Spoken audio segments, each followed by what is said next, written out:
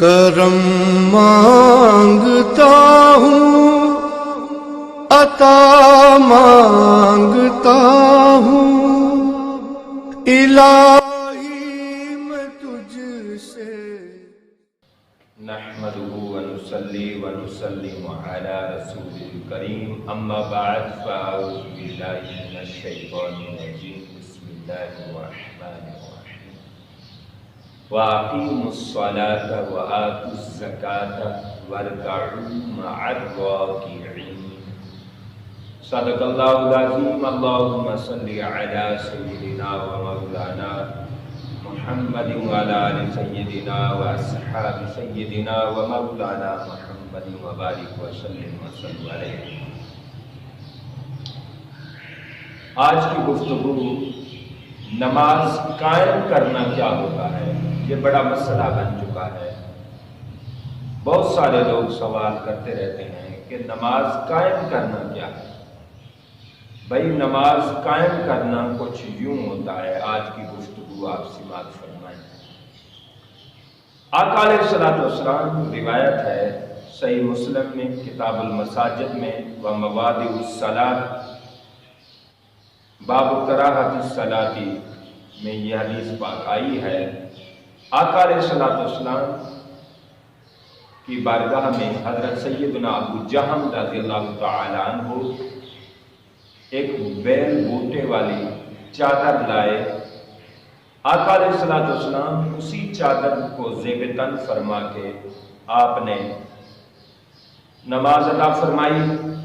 نماز ادا فرمانے کے بعد آپ نے وہی چادر اتاری اور آقا علیہ الصلوۃ والسلام نے صحابہ کرام سے فرمایا یہ لے جاؤ، ابو جہم کو کہو کہ یہ اپنی چادر واپس کر لے، مجھے کوئی سادی اور پرانی چادر دے دیں، مجھے نماز میں مزہ نہیں آ رہا تھا، میں چادر کی طرف دیکھتا تھا، رب کی طرف میری توجہ نہیں کامل کر رہی۔ یہ اصلاح امت کے لیے ہے، یہ احوال امت، یہ تعلیم امت کے لیے یہ چیز ہے۔ ایک تو آقا علیہ الصلوۃ والسلام نے اس کی گفٹ، اس کے تحفے کا بھی خیال کیا کہ وہ مائل نہ کر جائیں، تو دوسرا آقا علیہ الصلوۃ والسلام نے یہ کیا کہ یہ نئی چادریں یا نئی چیز میں انسان کی توجہ اسی طرف رہتی ہے، بندہ پھر جس بارگاہ میں کھڑا ہوتا ہے اس سے تزلزل کا شکار ہو جاتا ہے، توجہ پوری نہیں رہتی۔ آقا علیہ الصلوۃ والسلام آپ نے اپنے نالین پاک میں نئے تسمے لگانے کا حکم دیا۔ پھر آقا علیہ الصلوۃ والسلام نماز میں اس پر نظر پڑ گئی، نماز کے بعد حضور نے وہ تسمے نکالنے کا حکم دیا اور فرمایا یہ لے جاؤ اور وہی پرانے ہی لے آؤ۔ ایک اور روایت میں ہے آقا علیہ الصلوۃ والسلام نے ارشاد فرمایا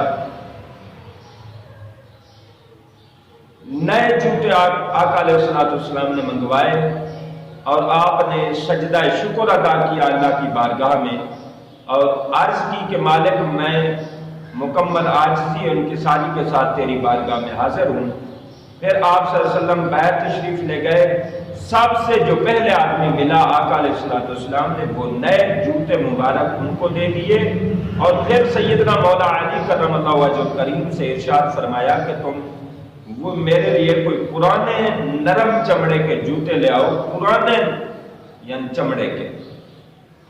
آقا علیہ الصلوۃ والسلام کی ایک اور حدیث پاک ہے کہ حضور علیہ الصلوۃ والسلام کے ہاتھ مبارک میں سونے کی ایک انگوٹھی آئی، اس وقت سونا حرام نہیں ہوا تھا۔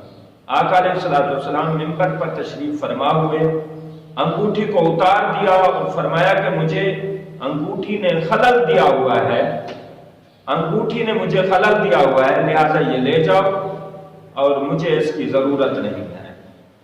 تو پتہ چلا آقا علیہ الصلوۃ والسلام کی سیرت طیبہ سے ہی پتہ چلتا ہے کہ حضور جو نماز میں جو چیز رکاوٹ کا باعث ہوتی، جو آڑے آتی، جو فاصل حد فاصل بنتی، آقا علیہ الصلوۃ والسلام اس کو ہٹا دیتے اور اپنے سے جدا کر دیتے۔ سیدنا ابو طلحہ رضی اللہ تعالیٰ عنہ سنن نسائی کی ہے حدیث پاک ہے، حضرت سیدنا ابو طلحہ رضی اللہ تعالیٰ عنہ باغ میں آپ اپنے باغ میں نماز پڑھی تو درخت پر ایک درخت تھا، اس پر ایک پرندہ آ کے بیٹھا، تو ان کی نگاہ اس پرندے پر پڑی، پھر وہ پرندے کو دیکھتے ہی رہ گئے، پھر رکعتیں بھول گئے کہ میں نے کتنی رکعت ادا کرنی ہے۔ پھر آقا علیہ الصلوۃ والسلام کی بارگاہ میں حاضر ہوئے اور عرض کی، یا رسول اللہ صلی اللہ علیہ وسلم، اب وہ باغ صدقہ میں نے کر دیا ہے، آپ جہاں چاہیں اسے صرف فرما دیں، اسے خرچ کر دیں، میں یہ باغ نہیں رکھنا چاہتا، مجھے میری نماز ایک ضائع کر دی ہے، نماز میں مجھے لطف نہیں آیا، نماز میں مجھے وہ سکون اور مزہ نہیں آیا۔ ایک اور شخص کے بارے میں آتا ہے، موطا امام مالک کی حدیث پاک ہے، امام غزالی رحمۃ اللہ علیہ فرماتے ہیں ایک شخص کا کھجور کا باغ تھا، نماز ادا کرتے ہوئے کھجور کے درخت کے پھل جو ہے جھکے ہوئے تھے، اس کی پھلوں پر نگاہ پڑ گئی اور رکعتیں بھول گئے کہ کتنی رکعتیں ہوئیں۔ پھر سیدنا عثمان غنی رضی اللہ تعالیٰ عنہ کے گوش گزار کیا یہ کیس اور عرض کی کہ اب وہ باغ میں نے صدقہ کر دیا ہے، لہذا امیر المومنین جہاں آپ چاہیں خرچ کر دیں۔ حضرت سیدنا عثمان غنی رضی اللہ تعالیٰ عنہ نے وہ باغ بیچا 50,000 درہم میں، 50,000 درہم میں وہ فروخت کیا۔ آپ اندازہ کریں کہ بزرگوں نے نمازیں ادا کیسے کی ہیں۔ بزرگوں نے نمازیں وہ ادا کی ہیں کہ جو چیز نماز میں رکاوٹ کا باعث ہوتی وہ اس کو جڑ سے ختم کرتے، اور یہ بیماری تھی، اس بیماری کو جڑ سے ختم کر کے اس بیماری کا علاج کیا۔ بزرگوں نے وہ سجدے کیے۔ علماء فرماتے ہیں بندے جب تیرے درخت ہوگا اس درخت پر چیڑیاں بھی آئیں گی، اب وہ تجھے چیڑیاں اچھی نہ لگے وہ آپ کی مرضی ہے، لیکن اگر تو چاہتا ہے کہ چیڑیوں سے نجات حاصل کرے پھر وہ درخت کو کاٹنا ہوگا۔ وہ درخت کو جڑ سے جب کاٹ دے گا نہ درخت ہوگا نہ چیڑیاں آئیں گی۔ لہذا یہ دنیا ہے، حب الدنیا رأس کل خطیہ، فرمایا اس میں جتنی ڈوبتے جاؤ گے، اس میں جتنی متوجہ ہوتے جاؤ گے اتنی ہی اللہ سے دور ہوتے جاؤ گے۔ تمہاری توجہ وہ نہ رہے گی، تمہاری توجہ کا کمال اور جمال وہ نہ رہے گا جو آپ صرف اللہ کی بارگاہ میں جو توجہ آپ کو چاہیے ہے۔ اس لیے قرآن مجید میں آتا ہے وَلِكُلٍّ دَرَجَاتٌ مِّمَّا عَمِلُوا، فرمایا ہر بندے کے لیے وہی درجے ہوں گے جو عمل کرے گا۔ جس درجے کا، جس کیٹیگری کا عمل ہوگا اس کیٹیگری کا اسے اجر و ثواب ملے گا، اسے قرب ملے گا، اسے وصال ملے گا، اسے اللہ کی طرف سے جمال ملے گا، نور ملے گا۔ جس درجے کا عمل ہوگا، جس درجے کا عمل میں خلوص ہوگا۔ اور اللہ رب العالمین نے فرمایا وَاسْجُدْ وَاقْتَرِب، بندے میری بارگاہ میں جھک جا، سجدہ کر لے، میرے قریب ہو جا۔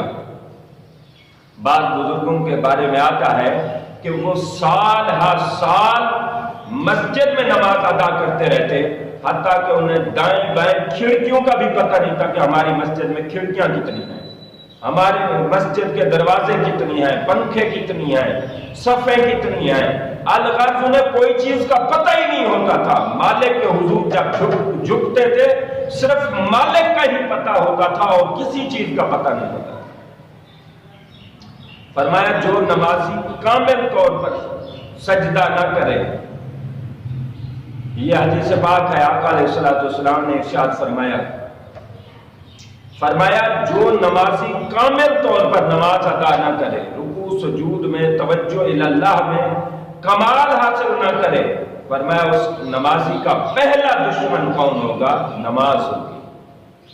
اب نماز دشمن بھی بن سکتی ہے، نماز شفاعت کرنے کے لیے شفیع بن سکتی ہے، آپ پر ڈیپینڈ کرتا ہے آپ کیسی نماز پڑھتے ہیں۔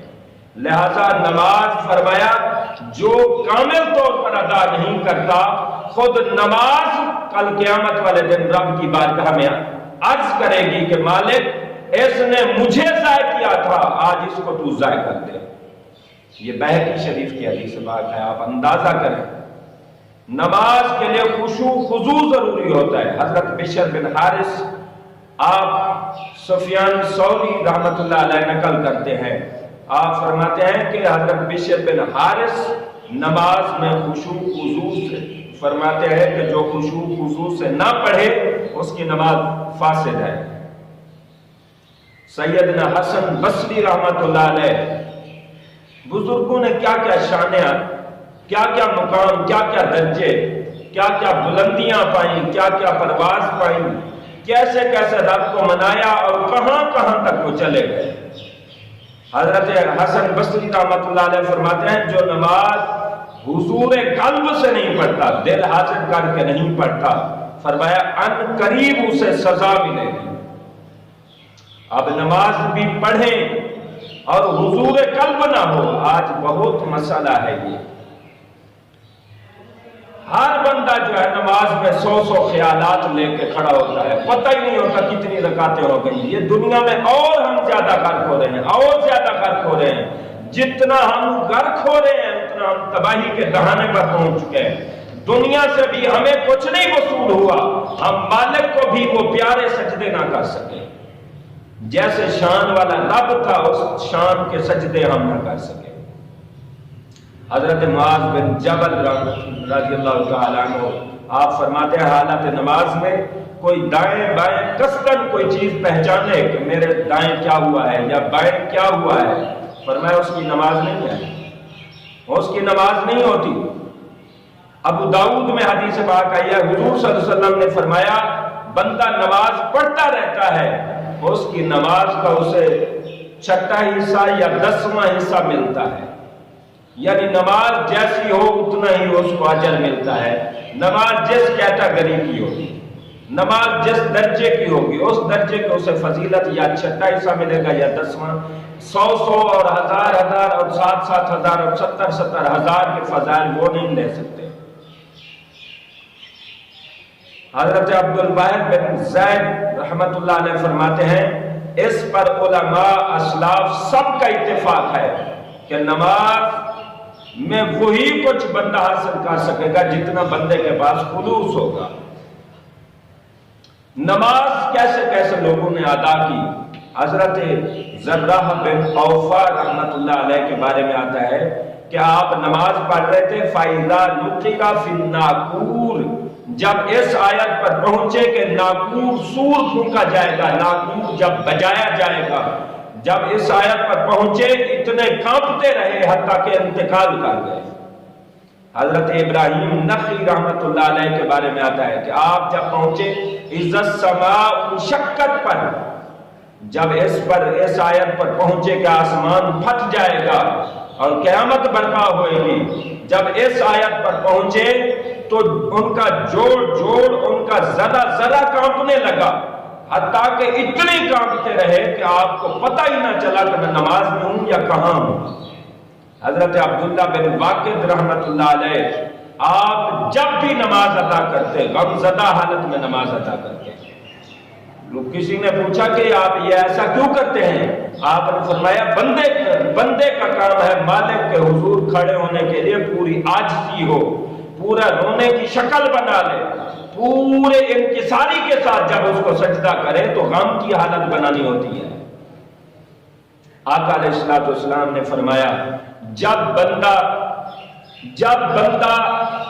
اللہ کی بارگاہ میں سجدہ کرتا ہے اور خلوص سے کرتا ہے، پورے وثوق سے کرتا ہے، پوری دل جمی کے ساتھ کرتا ہے، پورے ذوق سے کرتا ہے، شوق سے، طلب سے، تڑپ سے، جب اللہ کی بارگاہ میں وارفتہ ہو جاتا ہے اور جب مالک کی بارگاہ میں سجدہ کرتا ہے، 2 رکعت ادا کرتا ہے، اس کے ساتھ فرمایا 10 صفیں فرشتوں کی لگ جاتی ہیں، 10 صفیں فرشتوں کی لگ جاتی ہیں اور ایک صف میں 10,000 فرشتے ہوتے ہیں۔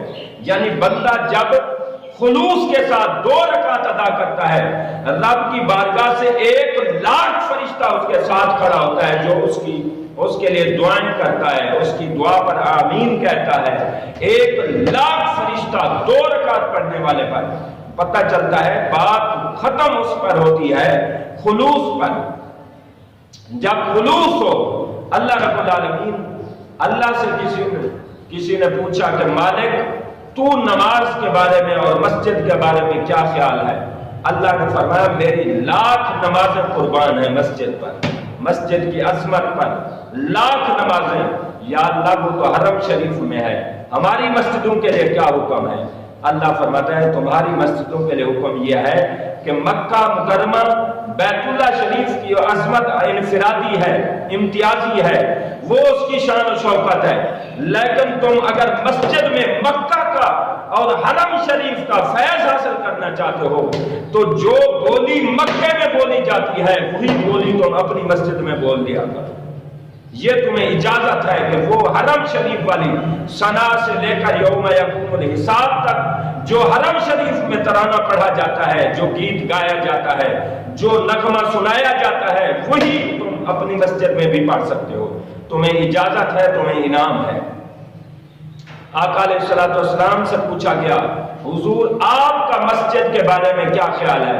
فرمایا حضور نے کہ میری عقیدت یہ ہے کہ میں 7 مسجدیں اکٹھے بنا چکا ہوں، اور کہیں عائشہ مسجد بنا دیا، کہیں جمعہ مسجد، یہ قباء مسجد، میں آیا تو مسجدیں بنا کر، اور میں جب دنیا سے ظاہری پردہ کر رہا ہوں تب بھی تمہیں یہی ایک نصیحت کر رہا ہوں، الصلاۃ الصلاۃ، یہی نصیحت کر رہا ہوں کہ میری زندگی کا مقصد و خلاصہ یہ ہے کہ مسجدیں بناتے رہو اور مسجدوں کو آباد کرتے رہو۔ یہ اللہ کی عقیدت، یہ اللہ کے رسول کی عقیدت نہ